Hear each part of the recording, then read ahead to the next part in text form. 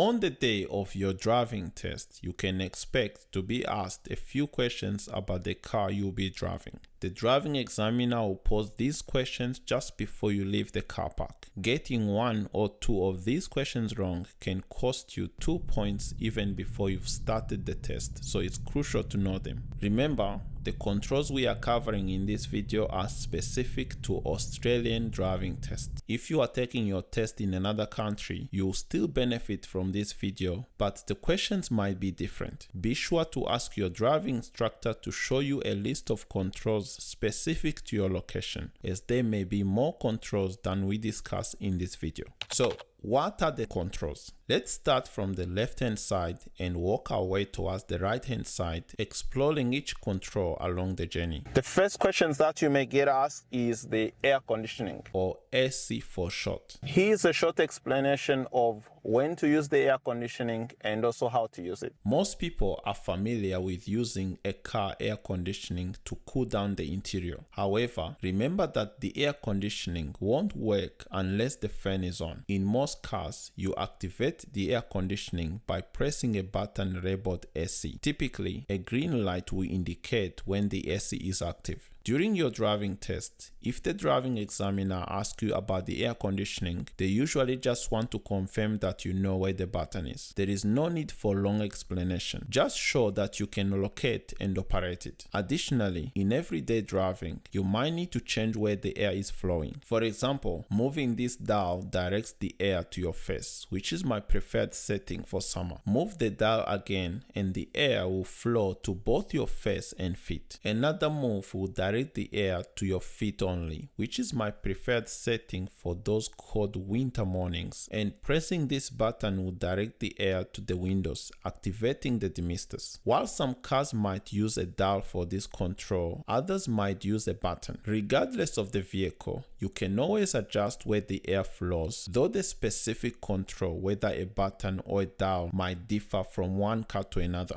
The second and third questions that you could get asked on the day of your driving test is demisters. Here's a short explanation of how to use the demisters and also when to use it. So when do we use the demisters? When the inside of the car is warmer and more humid than the outside, moisture in the warm air condenses on the colder surface of the car window, causing them to fog up. This is particularly common during cold weather when the car's interior heats up from the heater or from the body heat of the passengers. The problem though is that you can't just use the windscreen wipers to clear the fog, since it's on the inside of the glass. This is where the demisters come in handy. However, simply turning on the demisters by itself might not be enough to remove the fog quickly. The air conditioning also needs to be turned on to suck out humid air. So turn on the demisters plus the air conditioning. The good news is that most modern vehicles automatically activate the air conditioning when the demisters is switched on to help remove the moisture from the air. But in some other models, you may need to turn on the air conditioning yourself. After a few seconds, once the windows start to clear,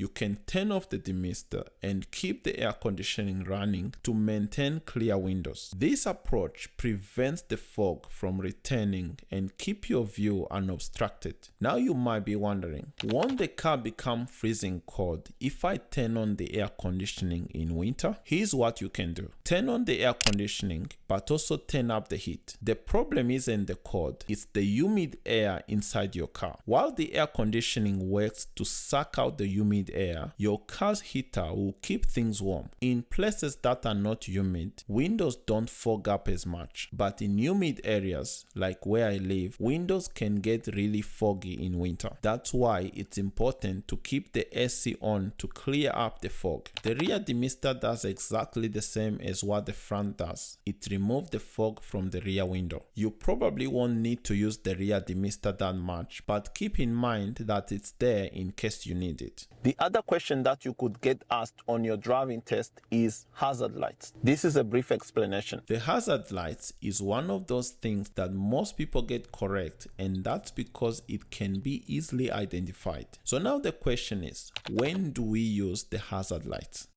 We use the hazard lights to warn other drivers of danger. For example, if the car breaks down, you have to turn on the hazard lights. Another practical scenario is if you notice danger on the road and you want to warn drivers behind to slow down, then you can activate hazard lights to catch their attention. Let me give you some examples. Let's say you are driving on the motorway and you notice that something is wrong with your car. In such case, you need to turn on the hazard lights and try to stop somewhere on the side. Make sure to leave the hazard light on and also try to exit your vehicle safely if you can. You are driving and you notice some ducks crossing the road. In such situation, you have to activate the hazard lights to warn the traffic behind you that you are slowing down so that they don't hit you from behind. The other question that you could get asked on your driving test is how to reduce the glare of the vehicles behind. This is a brief explanation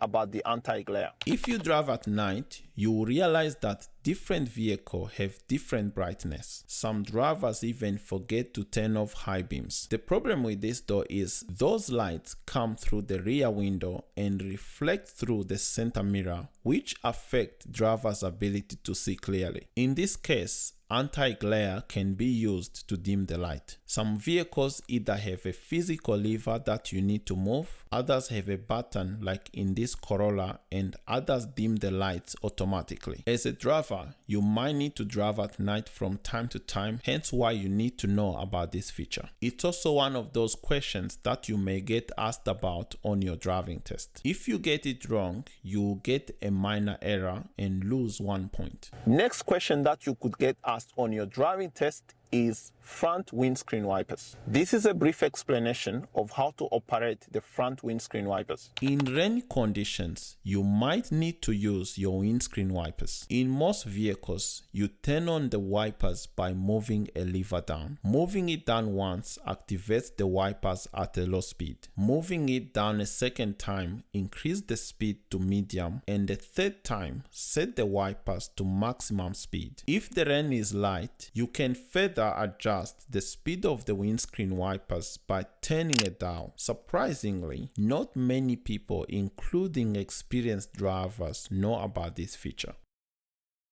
Some vehicles come equipped with automatic wipers, which are ideal because they allow you to concentrate on driving. However, you might need to adjust them to ensure they wipe at the correct interval. If it's raining during your driving test, make sure to set the wipers correctly. Running them too fast for light rain or too slow during heavy rain can cost you points or even cause you to fail if the driving examiner has to intervene. The other question that you could get asked on your driving test is rear windscreen wipers. Here's a short explanation of when to use the rear windscreen wipers and also how to operate it. Not every car comes with rear wipers. Typically, hatchbacks and SUV include them due to their design. Sedan-shaped vehicles usually do not have rear wipers because of their shape. If you are driving a sedan on the day of your test, you won't need to worry about rear wipers. To activate the rear wipers in this car, simply turn this dial once for slow speed and twice for fast speed. However, the method to turn on the wipers may vary, especially if you are driving a vehicle made in Europe or America. If it's raining, there is no need to keep the rear wipers running continuously. Use them only if you need to reverse or occasionally to check what's happening behind you. The next question that you could get asked on your driving test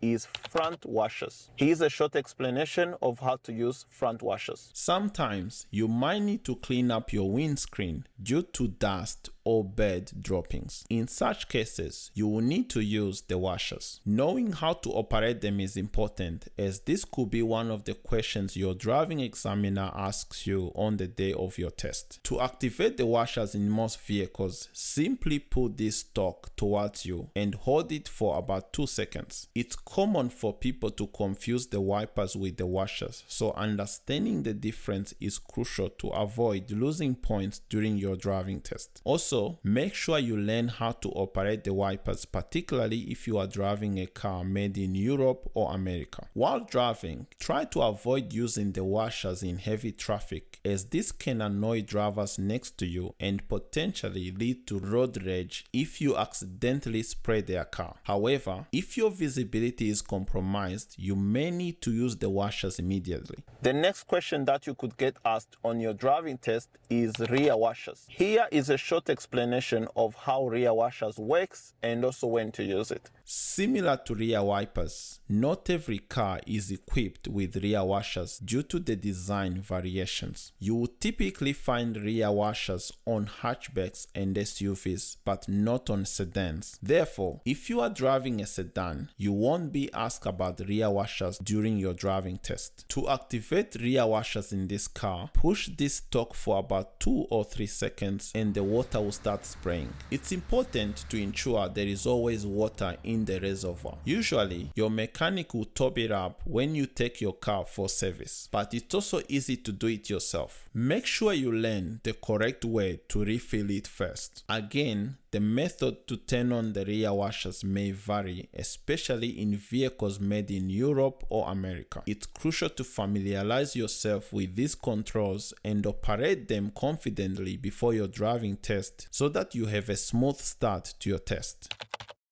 Different parts of Australia have varying rules for assessing the use of parking lights during the driving test. Remember, these lights are not suitable for driving because they are not bright enough. However, you can use parking lights in dark, cloudy weather to make sure other drivers are aware of your presence. If your car comes with daytime running lights, there is no need to turn on parking lights during the day. Daytime running lights are designed to make your vehicle visible to other drivers under any daylight conditions. The other question that you could get asked on your driving test is headlights. Here's a brief explanation of how to turn on the headlights and also when to use it. When you drive in the evening or at night, you need to use your headlights. Even if your car has an automatic feature for turning on headlights, your driving examiner might ask you to turn them on manually. It's important to know how to do this. You should also turn on your headlights in bad weather like during storm to improve visibility. Remember, even cars equipped with daytime running lights require the headlights to be turned on at night because they offer better brightness. Next question that you could get asked on your driving test is high beams. Here's a brief explanation of when to turn on the high beams and also how to use it. Always remember to turn off your high beams when you see another vehicle within 200 meters, whether it's traveling in the same direction or coming towards you. I learned this the hard way when I was new to driving. I thought high beams only affect oncoming cars, but one night I left them on with the truck in front of me. Let's just say the driver made it clear they were not pleased. Using high beams incorrectly can not only lead to tense moments, but can also result in a fine for blinding other drivers. So always handle them with care.